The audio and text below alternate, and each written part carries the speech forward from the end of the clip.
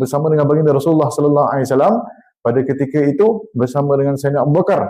Hingga kisah gua sur apa semua yang ada bonda semua dah tahu dah cerita tu. Duduk dalam gua sur, digigit Rasulullah, digigit kalajengking apa semua. Hingga Rasulullah panggil Sayyidina Ali, walaupun ketika itu tak ada telefon, tapi Sayyidina Ali datang hadir. Walaupun komunikasi pada ketika itu tak ada handphone, tak ada apa, tak ada WhatsApp, tak ada Telegram, tapi Sayyidina Ali boleh datang jumpa Rasulullah walaupun tak tahu cerita.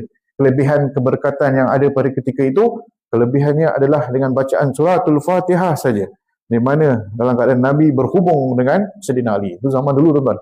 Mereka tidak berhubung melalui telefon. Kita je telefon-telefon, tapi ulama-ulama dulu di mana zaman Rasulullah lagi, di mana Nabi kalau nak jumpa sahabat-sahabat, nak berjumpa meeting dia Fatihah. Subhanallah. Rasa yang dia bonda pun tahu bagaimana konteks mereka, komunikasi mereka. Nak ceritakan bukan tu. Nak ceritakan lepas hijrah Nabi itu, Nabi orang yang pertama. Yang kedua Sayyidina Abu Bakar. Dalam perjalanan rupanya ada orang yang ketiga. Kita tak tahu kisah cerita ni. Orang yang ketiga tu kita kongsi samalah ini. Sebab saya pun tak tahu bila lagi kuliah kat sini. Dan di mana sahabat kita yang ketiga adalah Syu'aib bin Sinan. Syu'aib bin Sinan. Bukan Syu'aib sebatu.